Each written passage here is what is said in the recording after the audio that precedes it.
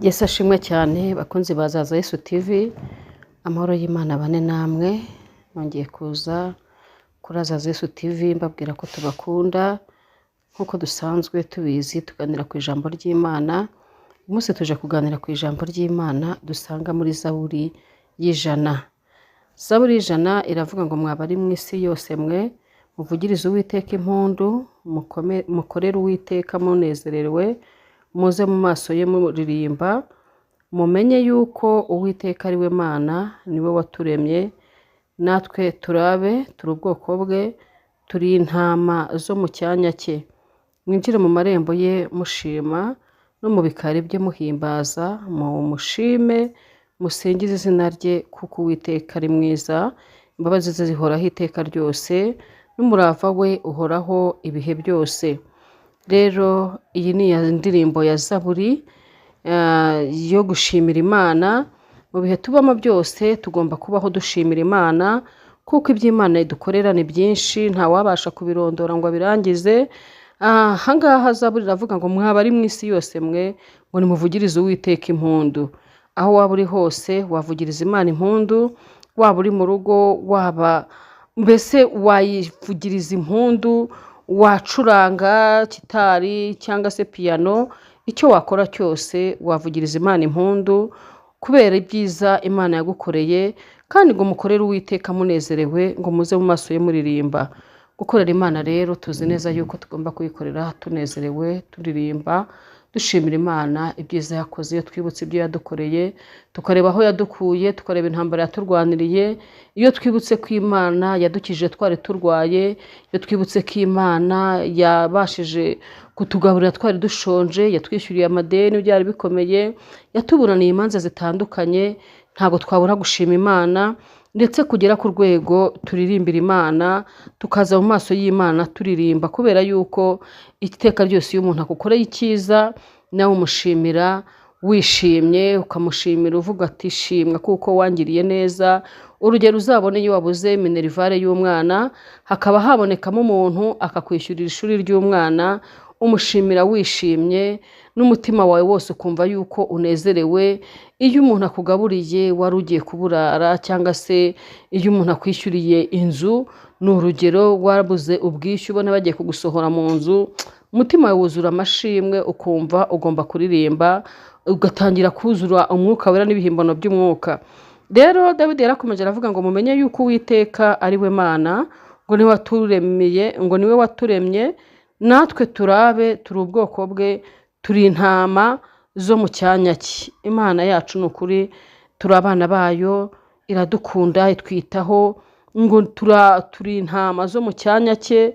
Ni ukuvuga ngo Uwiteka arakomeye, ngo nimuze mwinjire mu marembo ye mushima, no mu bikari bye muhimbaza, mumushime musingize izina rye, kuko Uwiteka ari mwiza, imbabazi ze zihoraho iteka ryose, n'umurava we uhoraho ibihe byose. Uwiteka ari mwiza, nta kintu twamugereranya nacyo. Imana yacu ishobora ibintu byose, nta kintu na kimwe twabasha kugereranya n'Imana.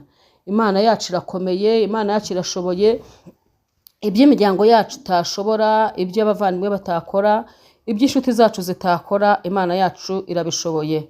Ni ukuri ngo nimuze mu bikari by'Uwiteka mushima. Reka tujye dushimira abantu bakiriho. Urugero iyo umuntu yagukoreye neza, ni byiza ko ubasha kumushimira akiriho, ukabasha kumubwira ngo warakoze.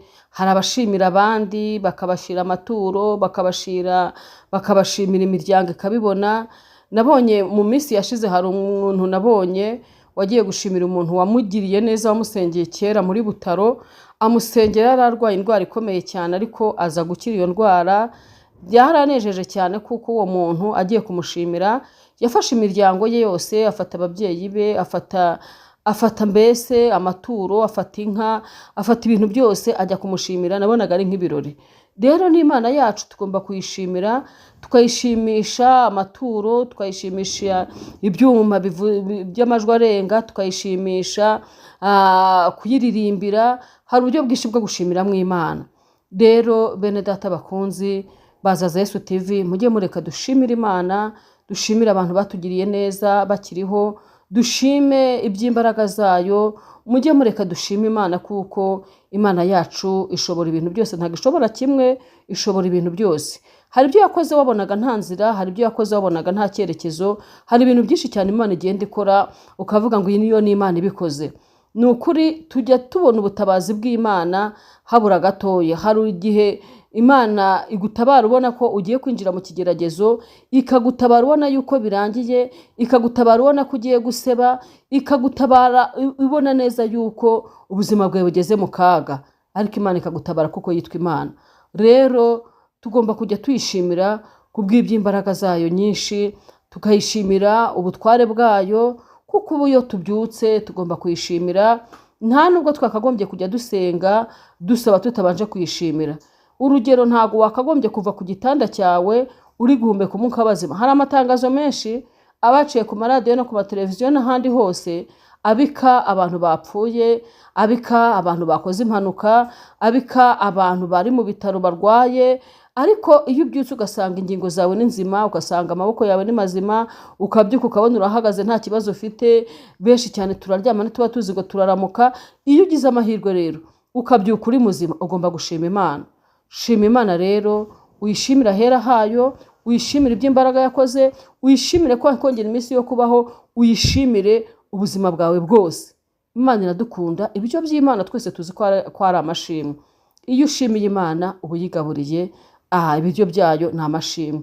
Shimira Imana n'umutima wawe wose, shimira Imana iby'imbaraga yagukoreye, shimira Imana ahera hayo, uvuze impundu, uvuze umva icyo ufite cyose, n'ipendo niba uyifite uyivuze, ni piyano niba uyifite uyivuze, mbese uririmbira Imana uyereka ko uyishimiye.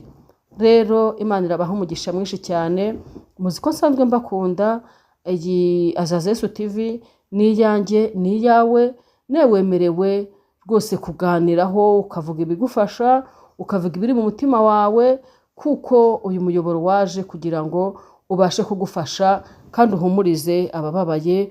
Wite ku muntu wese utitaye kuwo mufite icyo mupfana, uwo ari we wese. Navuga ngo Imana yo mu ijuru izabiguhera umugisha. Nushimira Imana, ugakundisha Imana n'umutima wawe wose, ugakunda n'abantu muri rusange, Imana izaguha umugisha. Rero nabasuhuzaga mbabwira ngo iri jambo ribashe kutwubaka mu gihe gisa nk'iki ngiki, ribashe kutugirira umumaro. Nubona hari ikintu cyiza ubonye, shimira Imana, izaguha n'ibindi. Amahoro n'umugisha biva ku Mana bibane nawe. Ndagukunda. Yesu akuha umugisha mwinshi.